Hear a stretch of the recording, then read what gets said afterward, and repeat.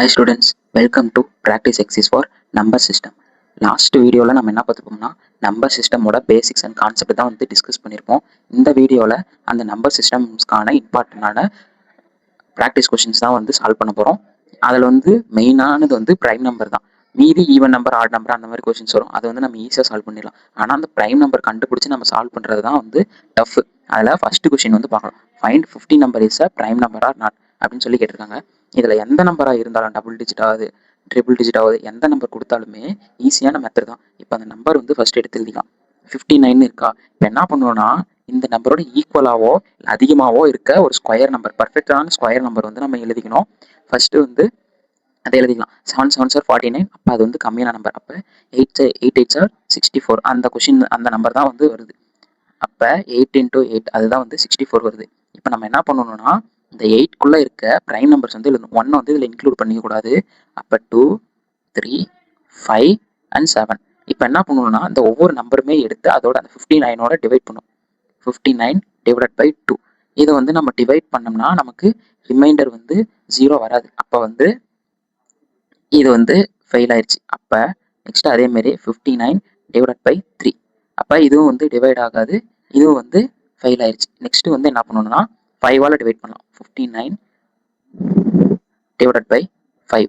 அப்போ இதுவும் வந்து நமக்கு ஃபெயில் ஆகுது. Next 59 divided by 7. இதுக்கும் வந்து ரிமைண்டர் வந்து வரும், அதனால் இதுவும் ஃபெயில் ஆகுது. இது எல்லாமே ஃபெயில் ஆயிடுச்சு அப்படின்னா அந்த நம்பர் வந்து ப்ரைம் நம்பர். எல்லாமே ஃபெயில் ஆயிடுச்சு, அதனால் 59 வந்து ப்ரைம். 59 நம்பர் வந்து ப்ரைம். நெக்ஸ்ட்டு செகண்ட் கொஷினில் என்ன கொடுத்துருக்காங்க அப்படின்னா find 127 is prime or not.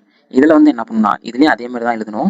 127 போட்டோமா, நெக்ஸ்ட்டு இந்த 127க்கு ஒரு பர்ஃபெக்ட் ஸ்கொயர் நம்பர் வந்து எடுக்கணும். 11 11 சார் 121 தான் வருது. அப்போ சின்ன நம்பர், நம்ம அதோட பெரிய நம்பராக எடுக்கணும்.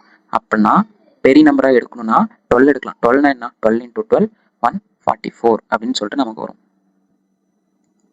இப்போ இந்த 12க்குள்ளே 12 × 12 தானே 144. அப்போ இந்த 12க்குள்ளே இருக்க ப்ரைம் நம்பர்ஸ்லாம் வந்து நம்ம எழுதணும். இப்போ 127 divided by 2 பண்ணோம்னா நமக்கு ரிமைண்டர் வராது, அதனால இது வந்து ஃபெயில்.